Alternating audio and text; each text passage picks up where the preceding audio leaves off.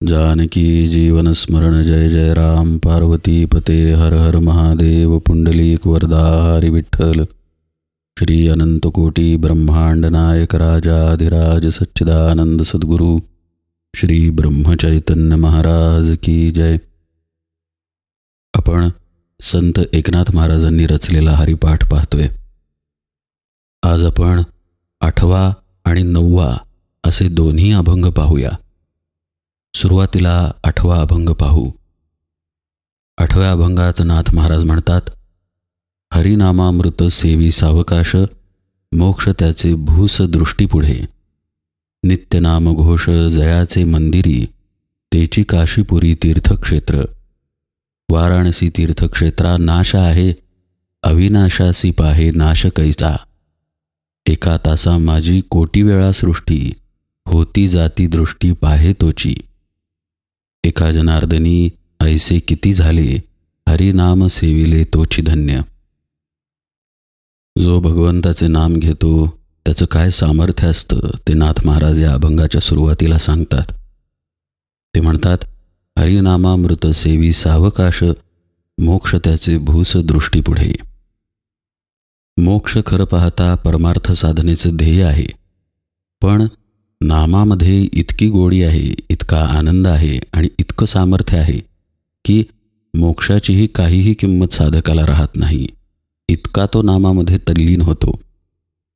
काही ठिकाणी तर संत म्हणतात की योग्यांचेही योगी जे आहेत अशांनाही जो मोक्ष मिळत नाही, असा मोक्ष भगवंताच्या नामात जो रंगला त्याच्या मागे हात धुवून लागतो. मात्र नामात रंगलं पाहिजे. नुसतं वर नाम घेऊन काहीही उपयोग नाही.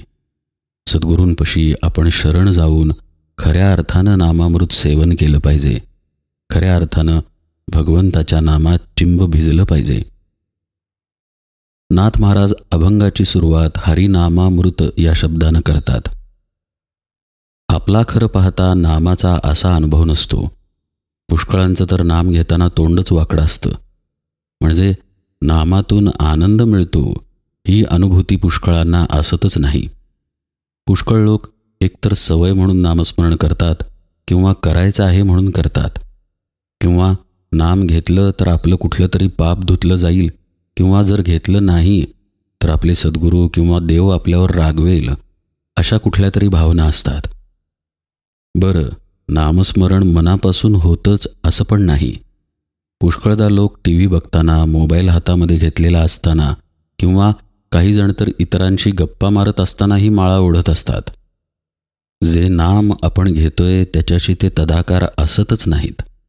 आपण काय उच्चारतोय, त्याचा अर्थ काय आहे, आपण आणि आपलं लक्ष कुठे आहे, इकडे अनुसंधान किंवा तादात्म्य असतच नाही. एका हातानं जप चालू आहे, दुसऱ्या हाताने मोबाईल पाहतोय, किंवा माळ हातामध्ये फिरतीये आणि डोळे मात्र TV आहेत. असं नामस्मरण सुरू असतं. हे काही खरं नामस्मरण नव्हे. आणि जर आपण खरं मनापासून तल्लीन होऊन नामस्मरण करतच नाही आहोत, तर आपल्याला त्यात अमृताची चव आहे ही अनुभूती येणार कशी? नाथ महाराज म्हणतायत, हरिनामामृत सेवी सावकाश. याचा अर्थच असा की हरिनामामृत आधी प्राप्त व्हायला पाहिजे. प्राप्त झालं तर मी त्याचं सेवन करणार ना. सेवी याचा अर्थ अनुभव घेई असा आहे. या हरिनामामृताचा तू अनुभव घे, आणि कसा घे? सावकाश घे, असं नाथ महाराज म्हणतायत. तर हे हरिनामामृत प्राप्त कुठे होणार हे आपण आधी बघूया. ज्ञानेश्वर महाराज हरिपाठामध्ये म्हणतात, नामामृत गोडी वैष्णवा लाधली, योगिया साधली जीवन कळा. भगवंताचं नाम आपण समजतो तितकं साधंसुद्धा नाही.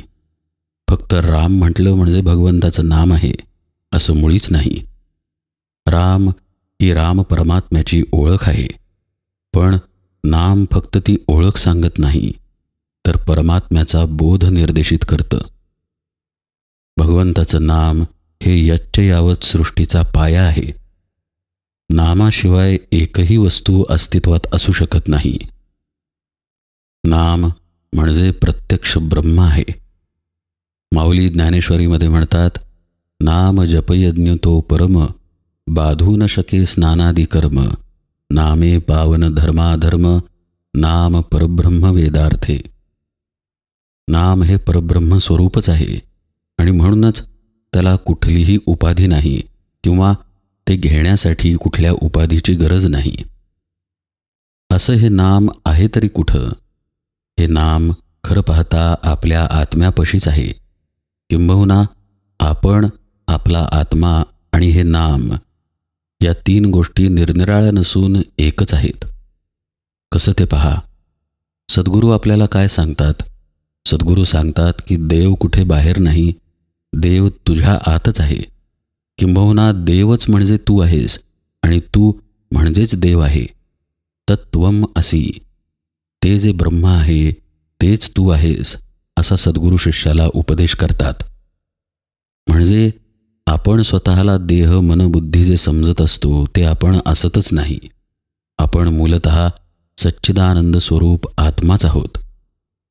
आणि या आत्म्यालाच समर्थ आत्मा राम अशी संज्ञा देतात. म्हणजे हा आत्मा म्हणजेच भगवंताचं नाम झालं. आणि नाम घेणारा तर तिथे कोणी नाहीच आहे, कारण सद्गुरू सांगतातच की तू देह नाहीच आहेस. तू जर कोणी असशील तर आत्मा आहे. तर मग नाम घेणारा कोणी वेगळा राहिला नाही. नामही आत्मस्वरूप झालं आणि आत्मा हे नामच आहे हे ठरलं.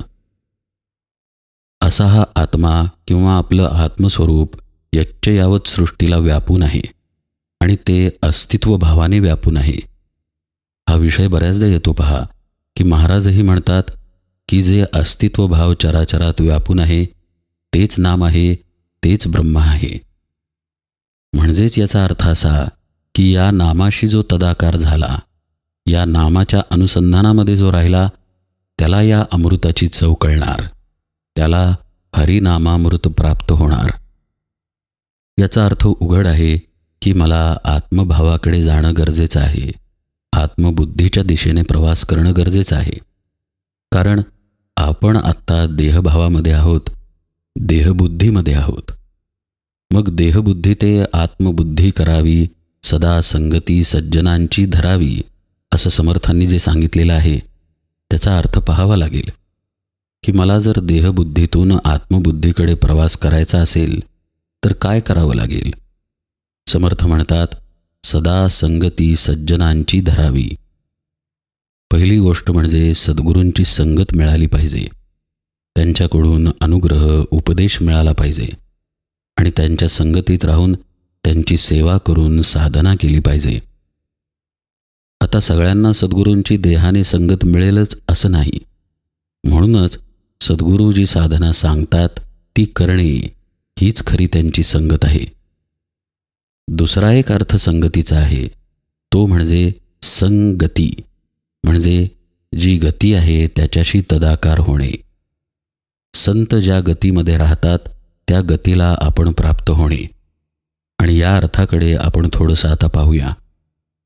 समर्थ म्हणतायत, देहबुद्धी ते आत्मबुद्धी करावी, सदा संगती सज्जनांची धरावी. संत ज्या गतीमध्ये आहेत त्या गतीमध्ये राहण्याचा सतत प्रयत्न करावा. संत कुठल्या गतीत आहेत? तर संत ऊर्ध्व गतीमध्ये आहेत. मागच्याच अभंगाच्या निरूपणात आपण पाहिलं पहा, अधोगती म्हणजे आपली इंद्रियांच्या मार्फत जी विषयांकडे धाव होते आणि पर्यायानं त्यात आपण जे आसक्त होत जातो, हीच अधोगती. याच्या बरोबर उलट म्हणजे ऊर्ध्वगती, आपल्या अंतर्यामी जाणे, अंतर्मुख होणे, भगवंताच्या नामात तल्लीन होऊन आत्मानुसंधानाकडे वळणे, ही ऊर्ध्वगती. ही ऊर्ध्वगती साधण्यासाठी आधी साधनेला बसावं लागतं. याच गतीमध्ये संत असल्यामुळे संतच या गतीचा निर्देश करू शकतात. निर्देश म्हणजे खूण दाखवू शकतात किंवा दिशानिर्देश करू शकतात की अशा पद्धतीने साधना कर, अशा पद्धतीने उपासना कर, म्हणजे तूही ऊर्ध्वगतीला जाशील. या ऊर्ध्वगतीमध्ये शिरणं म्हणजे सत्संगती करणं. आणि आपली अशी ऊर्ध्वगती व्हावी म्हणून संत आपल्याला अधोगती काय आहे हे आधी समजावून सांगतात. तेच मगाशी म्हटलं की आपली विषयांच्या ठिकाणी असलेली आसक्ती अधोगतीला कारणीभूत आहे. पण संत या अधोगतीची शरीरातील खूण सांगतात आणि ती म्हणजे आपले अनावश्यक वाहणारे श्वास. अगदी साधं उदाहरण म्हणजे जेव्हा आपण चिडलेलो असतो तेव्हा आपल्या श्वासांची गती पहा, एकदम जोरात असते. पण आपण जेव्हा शांत असतो तेव्हा श्वास मंद वाहत असतात. याचं कारणच असं की आपल्या चित्ताची आणि मनाची गती आपल्या श्वासांवर परिणाम करते. तसंच श्वासांची गती मनावर आणि चित्तावर परिणाम करते. त्यामुळे ऊर्ध्वमुखी होण्यामध्ये किंवा ऊर्ध्वगतीकडे जाण्यामध्ये आपल्या श्वासांची गती कमी होणे हा एक महत्त्वाचा भाग आहे. यालाच इडा आणि पिंगलाची गती स्थिर होणे असा शब्द आहे. माऊलीचे ज्ञानेश्वरीमध्ये म्हणतात, नासा पुटोनी वारा जो जातसे अंगुळे बारा, तो गच्च धरुनी माघारा आतू घाली. असं साधकाचं व्हावं लागतं. तसं जेव्हा त्याचं होतं तेव्हा इडा आणि पिंगला नाड्यांचा लय होऊन साधकाचे श्वास सुषुम्नेमधून वाहायला लागतात. हे सुषुम्नेमधून वाहायला लागले की कालांतरानं त्याचं मन अमन अवस्थेमध्ये जातं. उन्मन झालेलं नाही आहे, पण अमन अवस्था आलेली आहे. इथे तो शून्यावस्थेला अनुभवतो. मनाचा पूर्ण लय झालेला नसतो, पण साक्षी तिथे असतो. हा साक्षी आपल्या आत्मस्वरूपाचा अनुभव घेतो. पण हा अनुभव इंद्रियांच्या सुखांसारखा नसतो. इंद्रियांची सुख कशी आत्ता आहे मग नाही अशा स्वरूपाची असतात. सर्वदा अनित्य अशी असतात. एक इंद्रिय शमलं की दुसरं इंद्रिय काहीतरी विषय मागतं. कालांतराने तेही इंद्रिय शमतं आणि पहिलं इंद्रिय पुन्हा जागं होतं. एकूण काय, विषयांचा आणि इंद्रियांचा सुखाचा अनुभव हा अत्यंत तात्कालिक असतो. या अमनावस्थेमध्ये मात्र साधकाला शाश्वत सुखाची चुणूक लागते. इथे त्याला अशा समाधान आणि शांतीचा अनुभव प्राप्त होतो जो कधीही इंद्रियजन्य सुखांमध्ये त्याला मिळालेला नसतो. आणि म्हणूनच याला अमृत अशी संज्ञा आहे. अमृत म्हणजे जे कधीही मृत होत नाही असे. अर्थातच हे आत्म्याचं सुख आहे. हे सुख साधकाला या अवस्थेमध्ये लागायला लागतं आणि मग त्याला बाकीच्या सुखांची किंवा बाकीच्या विषयांची काहीही मातब्बरी राहत नाही. त्याला ती सगळी सुख कसपटासमान वाटतात, कारण अमृतासारखं असं आत्मसुख त्यानं घेतलेलं असतं. यालाच संत नामामृत गोडी असा शब्द वापरतात किंवा हरिपाठामध्ये यालाच नाथ महाराज हरिनामामृत असा शब्द वापरतात. याचा तू अनुभव घे असं नाथ महाराज म्हणतायत. याचा अर्थ उघड आहे की आत्ता जसं सांगितलं तसं साधन मार्गाने तू तुझ्या अंतरंगामध्ये शिर, अंतर्मुख हो. तुझे विषय, मन, विचार, विकार या सगळ्यांना टाकून तू मनाला शांत कर, निर्विचार कर. हळूहळू तुझ्या श्वासांच्या म्हणजेच इडा आणि पिंगला यांच्या गती सूक्ष्म होतील, थांबतील. तुझं जीवन, तुझे श्वास सुषुम्नेमधून वाहायला लागतील आणि या सुषुम्नेबरोबर मन तुझं शांत होईल. मन जे शांत होतं ते चिदाकाशामध्ये शांत होतं. चिदाकाश म्हणजे आपल्या मस्तकात असलेला असा एक लंबगोल प्रदेश ज्याची सुरुवात भ्रूमध्यस्थानापासून होते आणि त्या लंबगोलाचे वरचे टोक ब्रह्मरंध्राला चिकटलेले असते. या चिदाकाशामध्ये मनाचा लय होतो. यालाच नाथ महाराज सावकाश अशी संज्ञा वापरतात. सावकाश म्हणजे हळूहळू नाम घेणे नव्हे. सावकाश याचा अर्थ स अधिक अवकाश. अवकाश म्हणजेच चिदाकाश, पण त्याच्या आधी नाथ महाराज स हा शब्द वापरतात. स म्हणजे सकार. सकार याचा अर्थ मी आहे ही जाणीव, अस्तित्वाची जाणीव. आपल्या अस्तित्वाच्या जाणीवेसहित अवकाशामध्ये म्हणजे चिदाकाशामध्ये साधक मनाचा लय करतो. हा सकार शाब्दिक नाही आहे, ही निःशब्द अस्तित्व भावना आहे. शुद्ध असा अस्तित्व भाव आहे. त्या भावासहित साधक तिथे स्थिर होतो.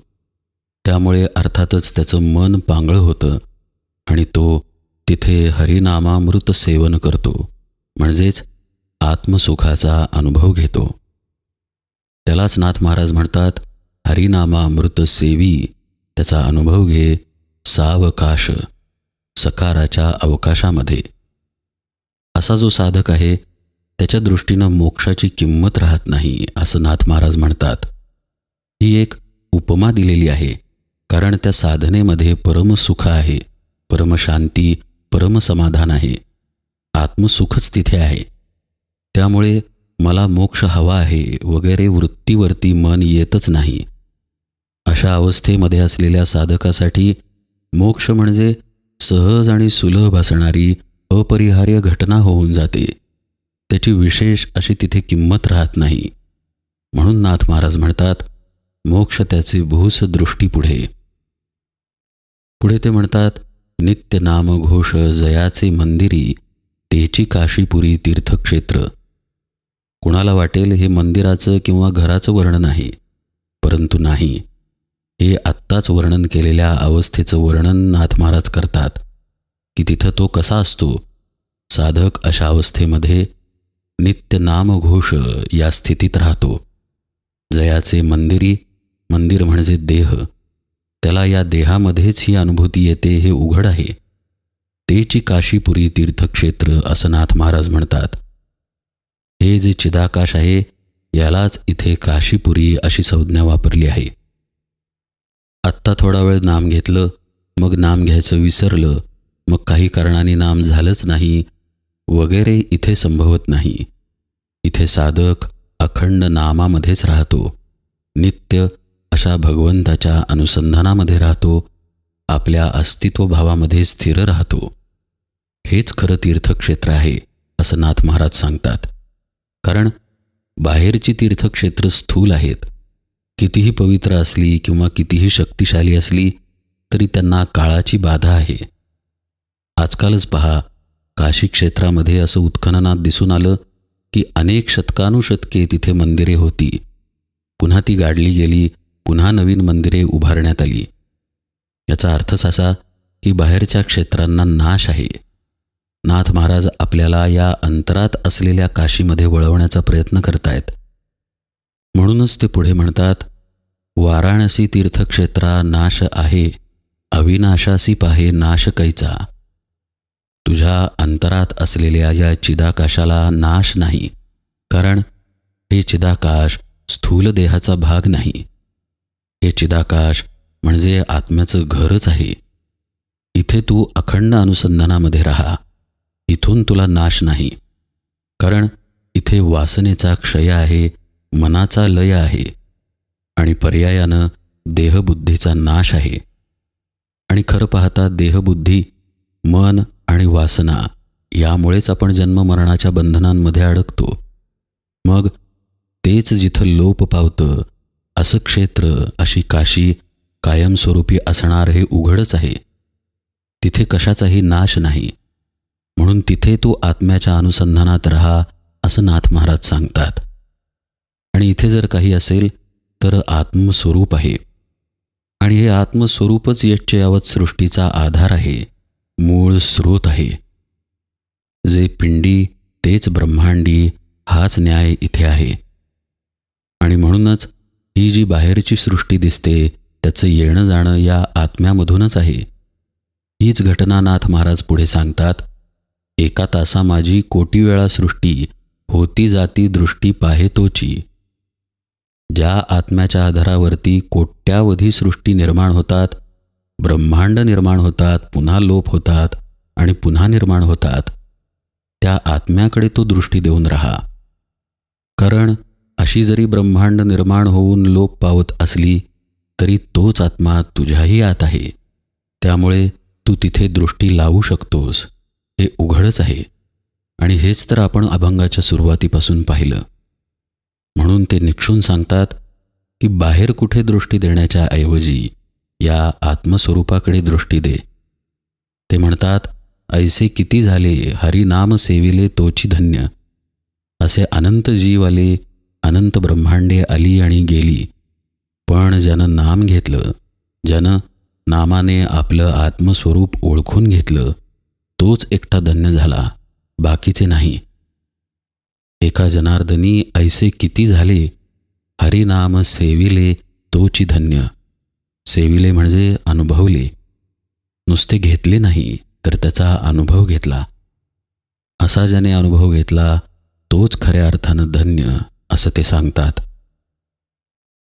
ही खरी धन्यता आहे जी नरदेहामध्ये येऊन आपल्याला साधायची आहे.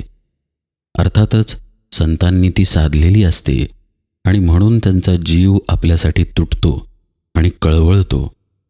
बुडत आहे जन न देखवे डोळा, म्हणून कळवळा येत असे. आणि जशी आई आपल्या लेकराला कळवळ्यापोटी ओरडते जर ते काही वाईट मार्गाला लागलं असेल तर. आणि या पुढच्या 9व्या अभंगामध्ये नाथ महाराज नेमकं तेच करतात. कुणी म्हणेल की आपण कुठे वाईट मार्गाला लागलोय, पण आत्ताच निरूपणामध्ये आपण पाहिलं की सन्मार्ग कोणता आहे. भगवंताचं नाम घेणे, अंतर्मुख होणे आणि अंतर्मुखतेनं त्याच नामाने आपल्या आत्मस्वरूपाला पोचणे हा खरा सन्मार्ग आहे. याच्या उलट जो करेल त्याच्याबद्दल नाथांना कळवळा आहे. आणि त्या कळवळ्यामुळे आई जशी लेकरावर ओरडते किंवा त्याला रागावते, तसं नाथ महाराज या अभंगामध्ये म्हणतात, भक्तिविण पशु कशासी वाढला, सटविने नेला कैसा नाही. काय माय गेली होती भूतापासी, हरी नये मुखासी अरे मूढा. पातके करिता पुढे आहे पुसता, काय उत्तर देता होशील तू. अनेक यातना यम करविल, कोण सोडविल तेथे तुझला. एका जनार्दनी सांगत आहे तोंदे, आहा वाचा रडे बोलताची. असा भक्तीशिवाय तू जन्मलाच कसा. ज्यावेळी सटवी तुझं वर्तमान भविष्य लिहित होती त्यावेळी तुला घेऊन का गेली नाही, असं नाथ महाराज चिडून म्हणतात. चिडून म्हणजे कळवळ्यातून आलेला राग आहे बरं का, खरोखरचा राग नव्हे. आपलं भलं व्हावं या कारणानं हा दिलेला ओरडा आहे. तुझी आई काय भूताकडे गेलेली होती आणि तुझा जन्म झाला की तू असा आहेस, असं म्हणतायत नाथ महाराज. की इतकं सांगूनही तुझ्या मुखाला भगवंताचं नाम येऊ नये. असंच जर पातक करत राहिलास आणि बहिर्मुख राहिलास तर कुणाला उत्तर देशील. असं म्हणतात की अंतकाळ आल्यानंतर माणसाला त्याने केलेल्या कर्मांचा सगळा पसारा समोर दिसतो. त्यावेळी त्याला पश्चात्ताप होतो की आपण हे काय केलं, कशासाठी केलं. असं केलं नसतं तरीही चाललं असतं. त्यावेळी त्याचं अंतःकरण खूप व्यग्र होतं, अस्वस्थ होतं. नाथ महाराज म्हणतायत ही वेळ येऊनच कशाला द्यावी. संत जर सांगता आहेत तर अंतर्मुख व्हावं, विचार करावा की नरजन्म आपल्याला कशासाठी मिळालेला आहे, काय केलं तर त्याचं सार्थक होईल. आणि जर संत वचनं पटली तर ते करू लागावं आणि सार्थक करून घ्यावं. नाथ महाराज पुढे म्हणतायत, अनेक यातना यम करविल, कोण सोडविल तेथे तुझला. गोंदवलेकर महाराज एके ठिकाणी म्हणतात पहा, शिक्षक परीक्षेपर्यंत शिकवू शकतो, पण परीक्षेमध्ये पेपर आला की शिक्षक काही करू शकत नाही. तिथे तुमचं तुम्हालाच उत्तर लिहायचं आहे. म्हणून भगवंताजवळ काही मागायचं असेल तर नामाचं प्रेम मागा. ही झाली भगवंताची गोष्ट. पण आपण यमयातना मिळतील अशा पद्धतीनं वर्तवणूक केली तर त्यावेळी तुला सोडवायला कुणीही येणार नाही, असं नाथ महाराज आपल्याला सावध करतात. यमयातना का होतात तर मन आहे म्हणून यमयातना होतात. का बरं? कारण मनामुळेच संकल्प आणि विकल्प होतात आणि परिणामी चांगली अथवा वाईट कृत्ये आपल्या हातून घडतात. आणि अर्थातच त्याचा परिणाम स्वरूप आपल्यालाही भोग भोगावे लागतात. याच यमयातना. तुकाराम महाराज म्हणतात, तुका म्हणे झाले जे मना आधीन, तयासी दंडन यम करी. म्हणूनच म्हटलं की मन आहे तर यमयातना निश्चित आहेत आणि साधना ही मनाला नष्ट करते. हे मागच्याच अभंगाच्या निरूपणात आपण पाहिलं. नाथ महाराज म्हणतायत की अनेक यातना यम करविल, तेथे तुला सोडवायला कुणीही येणार नाही. ते म्हणतायत की कुणी असं म्हणेल की हा काय बोलतोय किंवा अशी काय भाषा वापरतोय, पण हे मी तुम्हाला कळवळून सांगत आहे. एका जनार्दनी सांगत आहे तोंडे, आहा वाचा रडे बोलताची. नरजन्माला आला आहात तर भक्तीशिवाय राहू नका. हरी नये मुखासी अरे मूढा असं मला म्हणायला लावू नका. सद्गुरूंना शरण जा, त्यांच्याकडून साधना समजावून घ्या. अंतर्मुख व्हा, भगवंताच्या नामामध्ये रंगून जा आणि ज्या मनामुळे यमयातना होतात त्या मनाला नष्ट करा, असं नाथ महाराज म्हणतात. 9वा अभंग विस्तार करायला छोटा पण अत्यंत महत्त्वाचा आहे, म्हणून 8व्या अभंगाच्या निरूपणाला जोडून तो घेतला. 8व्या अभंगामध्ये आपण अध्यात्मविषय जास्त सखोलपणाने पाहिला की नामामृत नक्की कसं असतं, आपल्याला कुठे प्राप्त होतं आणि मग मोक्षाची मातब्बरी कशी राहत नाही. त्या अवस्थेमध्ये साधकाचं नामस्मरण अखंड राहतं. अशी ही आत्मकल्याणाची वाट आपल्या जवळच असूनही आपण ती चालत नाही, याचा त्रास संतांना होतो किंवा त्यामुळे त्यांना कळवळा येतो. आपल्यावर असलेल्या प्रेमामुळे असं त्यांचं होतं. म्हणूनच तुकाराम महाराजांच्या सुद्धा बऱ्याच अभंगांमध्ये त्यांनी शिव्या दिलेल्या आढळतात. त्या शिव्या तुकाराम महाराज रागाने देत नाहीत, तर कळवळ्याने देतात. तसंच नाथ महाराजांनी इथे पुढच्या अभंगात आपल्याला एक प्रकारे ओरडा दिलेला आहे, हे सांगण्यासाठी की तू सन्मार्गाला ये, वाया जाऊ नको.